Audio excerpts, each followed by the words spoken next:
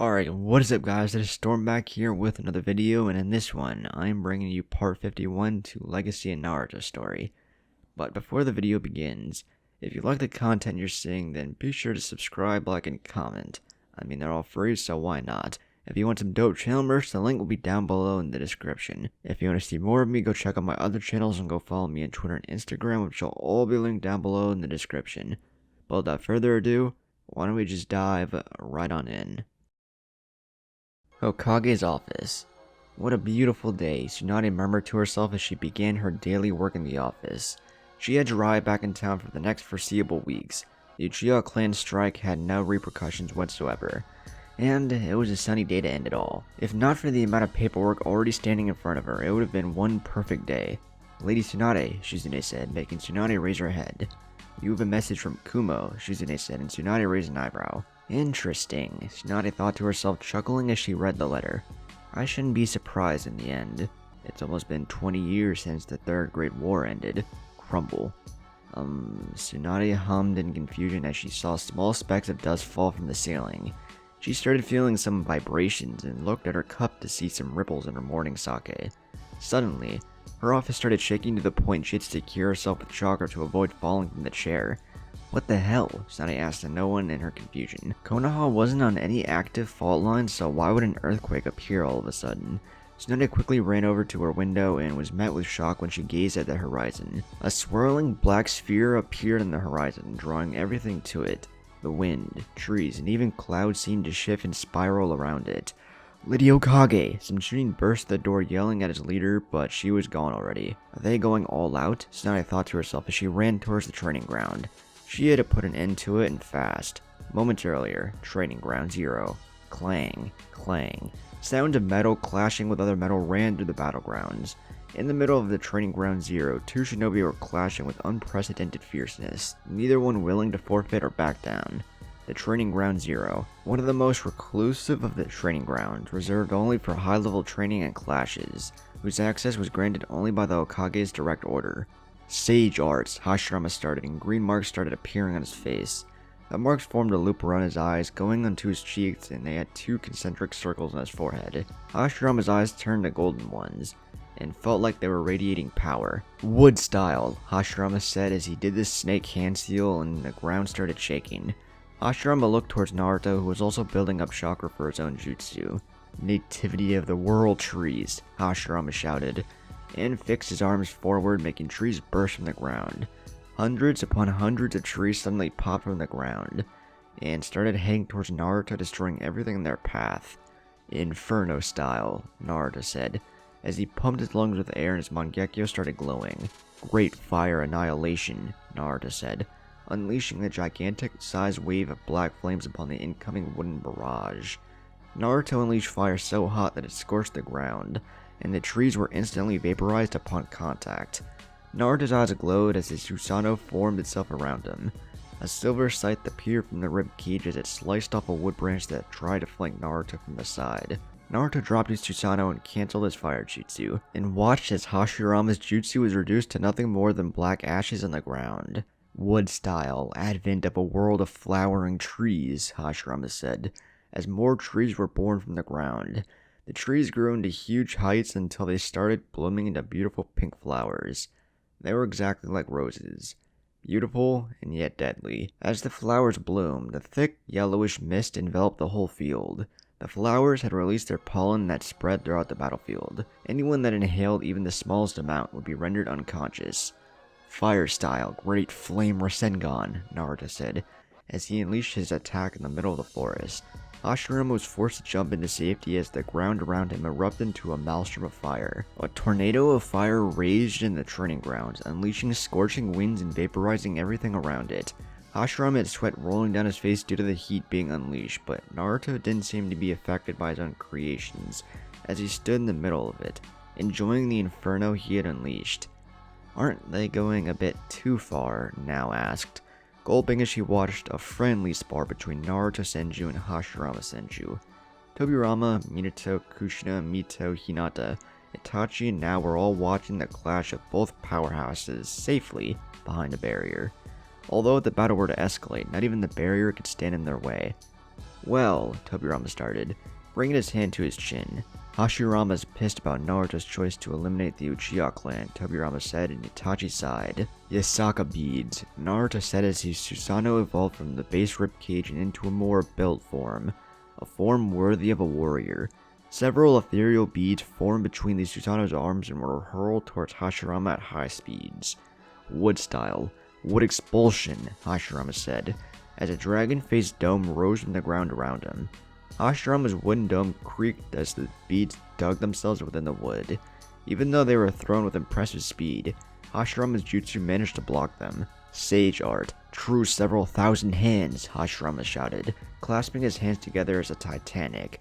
Many-hand statue appeared. The whole training grounds quaked as the statue burst from the ground and stood in front of Naruto. The statue had such magnitude that it put the Biju to shame. It easily toppled mountains in terms of height. I think you might be right, Tobirama said, looking at the monstrous wooden statue in front of him. Tobirama felt like an ant before the statue in front of him. This was Hashirama's most powerful jutsu, one that could even cripple Biju, and the very one that destroyed Madara Susanoo back during their last battle. We should leave, Now hurriedly said, as she couldn't even see the top of the statue from her position on the ground. To think Hashirama could have this level of power. I agree, Tobirama said, and no one needed to be told twice. Damn, he's going all out, Naruto thought to himself. He chuckled at the good time he was having. It wasn't every day he was forced to use his most powerful jutsus. Kurama was simply watching the show from his host body. The last time he saw that wooden thing, the statue picked him up like some ragdoll. Gravity release, Naruto said, pointing his right hand into the air. Purple chakra started swirling in his hand. Moments later, a pitch-black sphere formed on his palm, the size of a football. Around the sphere, a series of white rings started appearing, orbiting the black sphere. The rings started aligning themselves into a one disc-like shape around the orb. It seemed that Naruto had a black planet in his hand with planetary rings around it. Either that, or a black hole. Great spiraling ring, Naruto said, as he released his jutsu, which simply levitated, heading straight for the statue. The moment the black sphere touched the wooden statue, all hell broke loose. The training ground exploded in a maelstrom of blackness. Fierce winds raged on, pulling everything towards the black sphere. Piece by piece, Hashirama's wooden statue started disintegrating and was simply absorbed into the black hole. Any strike that statue might do was simply redirected and pulled into the sphere's gravitation pull. Mito had her eyes widened at the magnitude of the jutsu. She gawked as the barrier in front of her seemed to stretch towards the black hole. Not even 1 second later, the barrier fell as the black tornado raged on in the battlegrounds. Trees were uprooted and huge chunks of earth were simply turned to dust to the gravity pull of the jutsu. Even the clouds swirled towards the epicenter of the jutsu. Every single spectator was hanging on for dear life. They bolted away the moment they saw Naruto start the jutsu, and even then, they were almost a mile away. They could still feel the pull. The jutsu started expanding and quickly growing in size, eating away at the terrain. Suddenly, just like it had begun, the black vortex imploded and disappeared completely. Every spectator breathed down in relief as they regained their bearings and started approaching the battlefield. Someone had to tell those two to stop the battle or they might level Konoha in accident. If not for the barrier, a good chunk of Konoha might already be gone. Unbelievable, Now stuttered in shock at the devastation lying in front of her. The wooden statue was nowhere to be seen, and the once green battleground was now nothing more than a crater, 100 meters deep. They spotted Naruto at the edge of the crater and made their way towards him. And I thought I was strong. These two are on a whole different level, Now thought to herself in shock. Hashirama's skill with the wood element dwarfed even Fugaku's mastery. Mito started wearily. Where's Hashirama? Mito asked, worried as she didn't see or felt her husband anywhere in the battlegrounds. Naruto used his Kamui and simply dropped Hashirama on the ground unconscious. I had to warp him into my dimension, otherwise he wouldn't survive, Naruto said, and Mito thanked him, bending down to check up on Hashirama. He really must be pissed to fight you to the point he passed out, Minato chuckled, while Naruto just shook his head. It was better this way. Let him release his hate on me, Naruto said, as he watched Tsunade arrive at the training field with an expression that promised pain. What? Tsunade had her eyes bulging out at the state of the training ground, if it could be called that at this point. What the hell were you thinking, taking things to this level? Tsunade roared, while everyone cringed at the sound spike. It had to be done. Naruto simply replied and gulped as Tsunade approached him. You could have destroyed all of Konoha with your spar, Tsunade said, putting an emphasis on the word spar. We know what we were doing, Granny. You worry too much, Naruto said, waving Tsunade's concern off. I'll even sweeten the deal, Naruto said, making Tsunade raise an eyebrow. Yin-yang release, Naruto said, as his eyes turned silver and started glowing. Sands of time, Naruto said, flexing his right arm towards the destroyed training ground. Everyone's jaw dropped as the training ground seemed to be reverting back to its initial state. The crater started filling itself with rock, trees were born out of nowhere and were rooted to the ground. As the crater closed, a vast sea of grass filled the grounds. The training grounds was back as if nothing had happened to begin with. Amazing, now breathed out as she watched everything revert back. Such mastery of yin and yang release, Itachi thought to himself, analyzing Naruto to the tiniest detail. He just used the rawest form of chakra manipulation, and yet he seemed normal, like Senjutsu was just another one. To him, perhaps it is, Itachi mused in thought. There you go, all back to normal, Naruto said, and Tsunade only nodded dumbly as she heard the birds chirping in the trees. Maybe I had too much sake already, Tsunade thought to herself, as she turned around and simply walked towards her office. That must be it, Tsunade thought, confirming her beliefs. What about him? Tobirama asked, pointing towards his passed-out brother lying on the floor. He's just unconscious.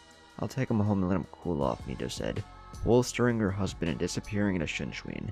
Later that day, every Konoha civilian was running like wild chickens when they saw that huge black tornado rise in the horizon, but still close to the village. They thought another Biju was about to attack their home once again. Everyone breathed in relief when the black thing disappeared and everything returned to normal. Say, can we talk now? Asked as she approached Hinata. Everyone was gathered around in the Senju compound. Hinata rose an eyebrow in interest when she saw Nao Uchiha approaching. Things had been a little rocky between the two ever since Nao started living there as well. Sure, Hinata replied. Not really sure what else to say. Hinata watched as Nao nervously approached and stepped beside her. Nao fidgeted with her fingers, not sure where to begin. Both of them just sat down in an awkward silence. Sorry, Nao said just above a whisper. Nao didn't know why she couldn't apologize to Hinata. It's not like she did anything wrong. Well, except for trying to kill her. Come again? Hinata asked as she didn't understand what Nao had said. Sorry for trying to kill you, Nao said, looking down and avoiding Hinata's eyes. Hinata just smiled and turned towards Nao. Okay, Hinata replied and Nao did a double back. What? Nao asked, surprised by her reaction. Just like that? You said you were sorry, and you already helped us, so no harm done. Besides, everyone deserves a second chance, Hinata replied, smiling. Nao was suddenly so overjoyed that she jumped forward and hugged Hinata with all her might. This is awkward, Hinata thought to herself, when she heard sniffling sounds coming from Nao. Are you alright? Hinata asked with concern in her voice. She never expected Nao of all people to cry on her shoulder. Nao always seemed like nothing ever affected her. Yes, thank you, Nao said, breaking the hug and cleaning her red and puffy eyes. It's just, my life was a nightmare ever since I was born. My parents died when I was still young. I was only 4 years old and I can barely remember their faces. My sister did the best she could to take care of me, but it just wasn't the same, Nao began, looking at the ground while Hinata just listened. I didn't want to let them down, and I just trained and trained to be the best, to make them proud. I never had any friends at the academy since I was so engrossed with being a shinobi. The only kid that would even come close to me was Itachi. I was overjoyed when we both graduated from the academy at the same time, and got onto the same team together, Nao said, smiling. Finally at her memories. We both belonged to the Uchiha clan, but I only met him at the academy. He was the son of the clan head, and I was just another random Uchiha. I walked to the compound's halls, and I felt like I was invisible to everyone else. No one seemed to care about me. Yet, Itachi, he treated me like a normal person. Those 3 years were the best I ever had. I finally had a friend in Itachi. He always kept to himself, but I managed to get a few smiles from him time to time, Nao said, and Hinata chuckled softly. We grew like friends and rivals at the same time. We both wanted to grow strong, and we pushed each other, sparring almost daily. Eventually, we took the cheating exams together and we both aced it. The bastard managed to win against me in the last round. though I left him with a few good bruises, Now said, pouting softly. Then, everything went downside again. Itachi was recruited into Anbu 6 months later, and I was left all alone again. My sister was often on long-term missions, and I did what I did best. I drowned myself in training once again. The years went by, and eventually I was promoted to Jonin. Sometimes I caught glimpses of Itachi at that compound, but for some reason, he always disappeared like he wanted to push me away. I only understood why he did it when Fugaku told us the plan of escaping Konoha. Itachi had been keeping his distance from me so he could more easily do his mission. Every member of the clan was replaced by a clone, and I watched as Itachi slaughtered everyone. He was branded as a traitor and left Konoha to live as a missing shinobi. I could clearly see the pain he was in when he finished his deed.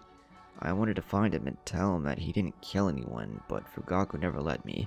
Just 2 years after we left Konoha, my sister died, and I was left completely alone. Even worse is what we were in the middle of the civil war in Kiri, a war that Fugaku himself had started to weaken the Mist Village. I was alone for years, going on missions after missions, coming home exhausted only to fall asleep immediately. The next day, another mission would be ready for me to take. I kept doing missions and I grew stronger as my eyes developed, awakening new powers, until I was given that mission in Kiri where I met you, Now said, sighing. It was just another mission for me, one of so many I already did before, but I lost, Now chuckled. That was my wake-up call. You opened my eyes and I began training once again, and in the hopes we would meet again and I could repay the favor. After the whole Kiri fiasco, the Uchiha clan was forced out of Kiri with the rebels taking control over the village. We were relocated, and a few weeks later I was given another mission, to blow up Konoha's academy and kill everyone inside, Now said, and Hinata gasped. I did come to Konoha to do the mission, Now said, and Hinata was shocked that Now would even consider such a thing. We even crossed paths in the middle of the street, Now chuckled slowly, and Hinata remembered that event when she had felt some familiar chakra. I infiltrated the academy and was walking through the halls when I heard someone named Iruka giving a lecture on the Will of Fire, Now said, and Hinata chuckled inwardly. Of course it had to be Iruka lecturing the Will of Fire. He said that everyone in Konoha was like a big family. Everyone took care and protected each other. I wanted to believe in that so much since I never had anything like that after my parents died. I chose not to complete the mission and returned to Fugaku to give the news. It was then that I learned that it was him that killed my sister, Now said, gritting her teeth. I thought my sister died when we swapped eyes, and I blamed myself for it. I wanted power so much that I forced my sister to trade eyes, and she paid the price. But it was Fugaku all along. He killed her because she wouldn't follow his orders anymore. I got so mad. Fugaku had taken the last person I had in my life. I fought him to avenge my sister, but I was defeated, and left to die. But Itachi of all people found me and brought me here, to my new home, Now said, smiling. I just don't want to be alone anymore, Now said, and Hinata quickly hugged her again. We're not alone anymore now, Hinata said as Nao's eyes began watering again. You have a new family now, and you have Itachi back again, Hinata said, and both split apart. Thank you, Now said, smiling. Now gave her a real smile, like she hadn't smiled like that in years. Say, Hinata began, and Now focused on her. Have you confessed to Itachi yet? Hinata asked, and Now blushed, looking away. Hinata just giggled at her newest friend, easing the ambient. No, Now stuttered out her answer. Why not? Hinata asked, confused. What if he doesn't like me? Now asked slowly. She couldn't handle rejection right now. He was willing to beg Naruto to save you, Hinata replied, smiling, and Now was surprised. Itachi might not have inherited his clan's arrogance, but he had pride in his own way, and for him to be willing to beg so that she would be saved. You think he likes me? Now asked, slightly blushing. She felt like she was a schoolgirl again, like she had felt when she told her older sister she liked Itachi a few years ago. I know he does, Hinata said, and Now nodded. What should I do? Now asked, panicking and bringing her hands to her warm cheeks. She never had female friends to talk about things like this, and talking to her older sister wasn't exactly the same thing. This is what she'll do, Hinata said, and she whispered in Nao's ear. With Naruto and Itachi were eating peacefully together in the kitchen when Itachi suddenly shivered. You alright? Naruto asked when he noticed Itachi suddenly shift uncomfortably in his chair. I feel like something bad is about to happen, Itachi said, making Naruto raise an eyebrow. Suddenly the kitchen's door opened and both Hinata and Nao walked in, giggling like crazy. That can't be a good thing, both Naruto and Itachi thought to themselves, gulping as they watched the two girls approach. Up, boys, Hinata said, and both Naruto and Itachi rose from the table. Hinata's voice didn't leave much margin for disagreement. Now, Hinata said, getting her attention. Activate your Sharingan and do as I, Hinata said, and walked forward until she was face to face with Naruto, who was wondering where this was going. Now nodded as her eyes changed into blood red as she focused solely on Hinata. Hinata looked Naruto dead in the eyes as she cutely bit her bottom lip in anticipation. Hinata reached for Naruto with her hand, brushing his golden hair out of the way. After getting closer with much needed details that should be left out, she leaned in, closer and closer until their lips grazed together. Hinata looked Naruto in the eyes as she closed her own. She leaned in firmly yet seductively and their lips met. Hinata could feel Naruto's quick inhale pulling air from her lungs. Naruto pulled her closer, holding her tightly, feeling the race of her heart, the softness of her lips, and her intoxicating smell. Hinata had completely forgotten about Nao as both of them were in their own world. Their lips started pulling apart, but both remained in each other's arms. Their breathing came out in short and quick gasps as the world around them began to slowly come back into focus. Wow, Naruto breathed out while Hinata just hummed in his chest, until she remembered the purpose of all of this. Hinata cleared her throat, trying to clear the ambient after such a public display of affection. Both Uchihas fell to the floor with a small trail of blood in their noses. Those two are made for each other, Naruto replied, chuckling. Yes, they are. Can you picture the awkward position they'll wake up in? Hinata chuckled evilly as she eyed both Uchihas on the ground, with Nao lying on top of Itachi. Naruto looked down at his waist, then he looked at Hinata, who raised an eyebrow, and finally he looked back to his steaming bowl of ramen. Having decided on his choice, he took Hinata's hand and dragged her away. Where are we going? Hinata asked, confused as she was being led by Naruto to somewhere. We're going to do some things, Naruto simply said. Okay, Hinata replied, confused, while Naruto nodded his head. You can't kiss me like that and not take responsibility. Next day, Hokage's office. Thank you all for coming, Tsunade said, as she looked at the 5 shinobi in front of her. Naruto Senju, Hinata Senju, Tenten, Shikamaru Nara, and finally Rock Lee. All 5 Chunins were standing in perfect stance in front of their leader. Yesterday I received a letter from Kumo with a very interesting proposal, Tsunade cryptically said, raising a few eyebrows and a particular brushing one. Kumo sent us a letter inviting us for the Jonin exams as they decided to host them, Tsunade said, and Naruto was surprised. I've never heard of the Jonin exams. Are they like the Chunin exams? Naruto asked curious, and Tsunade smirked. The Jonin exams are a very special event, even more than the Chunin exams. The Jonin exams are only hosted once in every 5 years, and only when there have been long times of peace, Tsunade informed him, and Naruto nodded his head. It's been almost 20 years since the end of the Third Great Ninja War, and Kumo decided to hold this event, and send us a letter inviting us.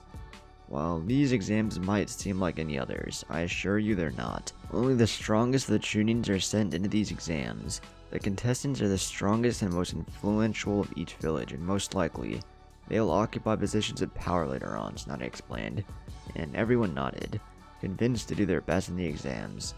Suits you well, Naruto, Tenten began, drawing Naruto's attention to her. You were always the one shouting about becoming Hokage. Maybe, Naruto replied, and everyone did a double take. Maybe, Hinata asked in disbelief. You gave up on being Hokage? Hinata asked, shocked. She never even suspected such a thing. Not gave up per se. I just realized the truth, Naruto began, and everyone listened. At first I wanted to be Hokage so that everyone would acknowledge me, but I've already done that. Then I wanted to be Hokage to protect the whole village, and I realized the truth when I went into the mist. I don't need to be Hokage to protect everyone I care for. Being Hokage is just a bonus, really. I have everything I need right now. I'm respected and acknowledged. I have friends, family, and my beautiful wife, Naruto said, and everyone just stared at him. What happened to the blonde loudmouth that always shouted about becoming Hokage back at the academy? What do you know? The brat's growing up, Tsunade said to herself. Hinata smiled since she felt the exact same way. After being expelled from her clan, she gained her mother back, and a new family, and now she had her husband. My husband, Hinata thought to herself, giggling in her mind, and bringing her hands to her cheeks in her mind. Anyway, I chose 2 3-man teams. First will be Tenten Rock Lee and Shikamaru Nara, and the last team with Naruto Senju, Hinata Senju, and a third member who will be arriving shortly, Tsunade explained. Yes, I shall show Kumo the flames of youth, Lee suddenly shouted with fire burning in his eyes. Naruto, I challenge you, Lee roared, pumping his fists and making Naruto take a step back. How about no, Naruto said. Damn you, Naruto, and your hip ways, Lee said, crying anime tears. Everyone just chuckled at their antics. Troublesome, Shikamaru muttered under his breath. So, our third member is Shino? Hinata asked, but Tsunade shook her head in denial. I offered him the chance to participate and bring teammate back, but he's busy with his clan, Tsunade said, and Hinata nodded. It was a shame. It had been a while since she had seen Shino. Only us? Naruto rhetorically asked. I thought more of our age group would want to participate, Naruto said in retrospect. Neji's already joining, so he was already out. Tamari, Kankuro, and Ino became full-time apprentices under Anko and Ibiki in the interrogation and torture department. Gaara said something about working with Fu and their bijus. Joji, Kiba, and Shino were busy with their clans. You were all that remains, Tsunade explained, putting down the sheets. Don't worry, Granny. We'll kick some ass, Naruto said, giving her a thumbs up and making her shake her head. Shikamaru, Tenten, Lee, you're dismissed. Naru and Hinata, you stay and wait for the third member, Tsunade said, making Naruto glare at her. You could hear Tenten giggling all the way out at Naruto's nickname. When Naruto was alone in the office with Tsunade and Hinata, he turned to his grandmother. You have any more intel on the Akatsuki's movements? Naruto asked. He felt the Onbu's chakra signature, and they were ones he trusted. Jiraiya has a spy network after their members, but they're hard to track down. They're all S-rank shinobi, you know, Tsunade asked, and Naruto nodded, sighing. They already have 5 of the 9 bijus. Only the Hachibi from Kumo, me, Gaara, and Fu remain, Naruto said, and Tsunade raised an eyebrow. How do you know that? Tsunade asked, curious. I'm connected to the statue, and I can feel their chakra inside it. I would summon the statue and release them, but I want to destroy their Renegon first, Naruto explained, and Tsunade nodded. They'll have to wait, Tsunade said until she remembered something. About your new teammates, Tsunade began getting the attention of both Naruto and Hinata. Keep an eye out on him, Tsunade advised, and both of them were surprised by such an expression. Why? Naruto wondered. He's from Root. He was appointed by Danzo to, and I quote, protect the Senju heir and Kyuubi Jinchuriki at all costs, Tsunade said. Interesting, Naruto hummed, scratching his chin. Danzo knows I can handle myself, Naruto said. I wonder what you're up to now, Naruto added, thinking about the one-eyed mummy. Knock knock. Enter, Tsunade said, raising from her chair as the door opened. Both Naruto and Hinata turned around to see what would be the third member of their team to the Jonin exams. He had short black hair and black eyes which contrasted with his very pale skin. He carried a small backpack with his brush, scrolls, and ninja ink in it. He wore a short black jacket with red straps. He also carried a tipless tanto on his back. The rest of his outfit consisted of a high-collared midriff shirt, black pants, shinobi sandals, and gloves with his index and thumb fingers exposed, most likely to facilitate the use of his drawing-based techniques. Welcome, Sai, Tsunade said, greeting the newcomer and approaching him. This is my grandson, Naru, and my apprentice Hinata, Tsunade said, and Naruto's eye twitched at his name once again. It seemed that he would have to live with it for the rest of his life. Sai walked in with a neutral face without a care in the world. Lady Okage, Lord Senju, Lady Hinata, Sai said, slightly bowing his head. Nothing of that, Sai. Hinata waved off the formal greetings, getting a smile from the boy. Pleasure to meet you, Sai said, shaking Hinata's open hand. Ugly. Everyone froze after that comment. Even the handshaking motion came to a halt as everyone blinked to try and come up with another possible and logic word that might have been mistaken for. In the end, no one thought of any plausible alternative, and Hinata immediately retracted his hand. On second thought, Lady Hinata seems good, Hinata replied, with her eyes twitching while Naruto on the other hand was trying to suppress a laugh, much to her irritation. You're lucky she isn't violent, otherwise you'd already be buried, Naruto thought to himself, chuckling. And of course the Senju heir. A pleasure, Sai said, shaking Naruto's hand as well. Dickless. Now, Hinata wasn't violent, but Naruto did have his short fuse. Naruto's eyes twitched as his Sharingan almost came to life. Sigh, Tsunade called, making him turn and giving her the same smile. Do you want to die? Tsunade rhetorically asked. Because that is how you die, Tsunade said, nodding her head while Hinata held Naruto back from frying Sai. Now that the introductions are over, Tsunade said, chuckling weakly with Naruto and Hinata giving Sai side looks. The exams are in 2 weeks. Olive blue and green as your Jonin senseis to the exams, Tsunade said, and threw Naruto a knowing look. With the Akatsuki out there, a wandering Jinchuriki was like a free piece of meat, although Naruto could take care of himself. Rendezvous tomorrow at dawn, Tsunade said, and everyone left. Tsunade sat down at her desk and went to pick up her cup of sake when the cup suddenly cracked. I have a bad feeling about this, Tsunade thought to herself, gulping down the sake and bearing her superstitions. Next day, Konoha's gates. Are you all ready? Blue, or Tobirama asked towards the 6 shinobi in front of him. Hinata, Naruto, and Sai formed one team, while Shikamaru, Lee, and Tenten were the other one. Accompanying the 2 teams were the Blue Dragon, Tobirama, and the Green Dragon, Hashirama. And you are? Tenten asked the masked man. I'll be acting as your Jonin sensei during the exams, while Blue takes Naruto's team, Green replied. What's up with the mask? Tenten asked, suspicious. The mask serves its purpose. Our identity is an S-class secret only to be known to the Hokage in our group, Blue explained, and Tenten hummed and thought. I heard about the Dragons of Konoha. They're supposed to be this elite group that takes on the most dangerous and difficult missions for our village. They report only to the Hokage, Tenten said. Troublesome. Just as Naruto. He's the leader of the group and one of the highest ranking officers in the village, even higher than the Anbu commander, Shikamaru explained, making Tenten's eyes pop in surprise. Her neck snapped towards Naruto so fast that it nearly broke. Is he serious? Tenten asked, pointing towards Naruto with her arms shaking. He is, Naruto simply replied.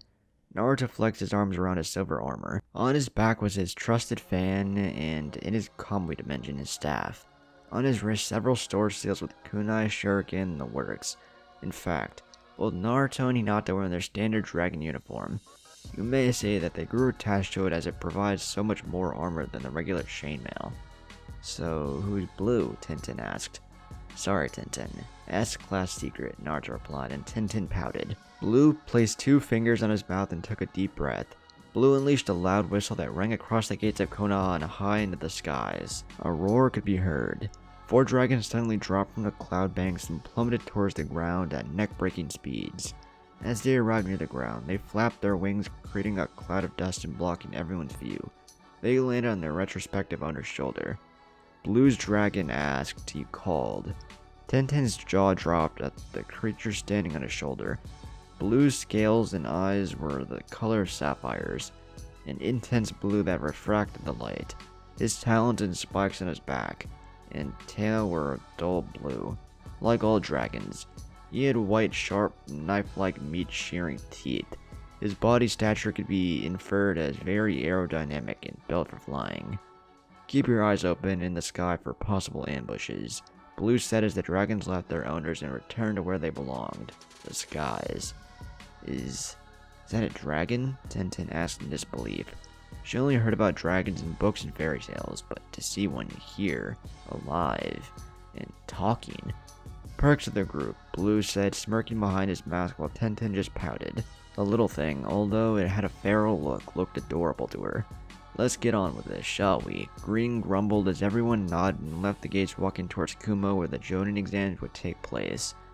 Lord Danzo will want to know about this, Sai thought to himself, watching the dragons disappear in the sky. Middle of the road. Still grumpy about it, Naruto asked towards Green, who remained silent, making Naruto sigh towards him. He didn't know what else to do. Sure, Hashirama was angry at Naruto's decision to wipe out the Uchiha clan, but he should have understood. I don't understand why you had to wipe out the whole clan, Green said, looking at the sky. It wasn't even a battle to begin with. It was a slaughter.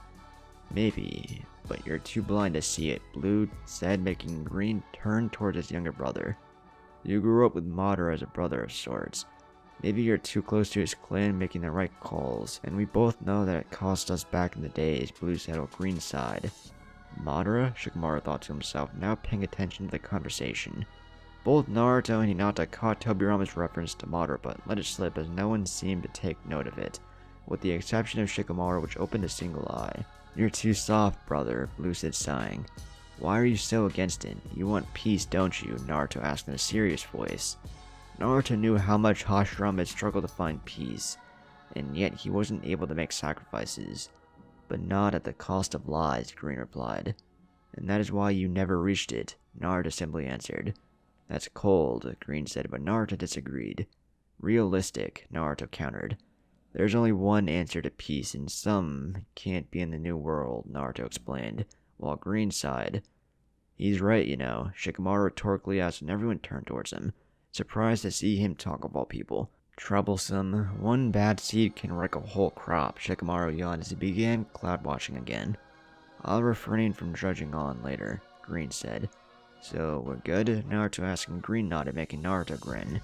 I still want a dragon, Tenten pouted, making Naruto chuckle. Kumagakure. Kumagakure, the hidden village of the Lightning Country. Founded by the very first Raikage. The village is located in a range of tall mountains, and is literally hidden in the clouds. Raikage works in a large blue structure built in the tallest mountain. The mountains provide a natural defense against any incursion as their shinobi have higher ground. This place hasn't changed one bit, Green said as he looked around the village. The village's old structure was exactly how he remembered it. You speak as someone who hasn't come here in many years. You don't seem that old, Shikamaru lazily pointed out. Stop overanalyzing every word I say. It's freaking me out, Green said, annoyed by the Nara's behavior. What he didn't know was that both Blue and Green had sparked Shikamaru's curiosity, and that was never a good thing on a Nara. Yeah, Shikamaru waved him off as he yawned loudly. Damn kids, Green thought to himself, crossing his arms in surrender. Yes! Lee yelled with fire in his eyes. Let's show them the flame! Smack!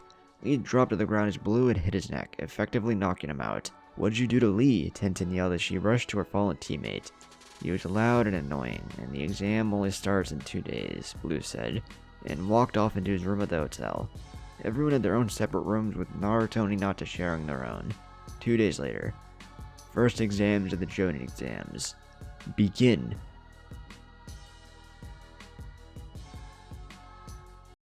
I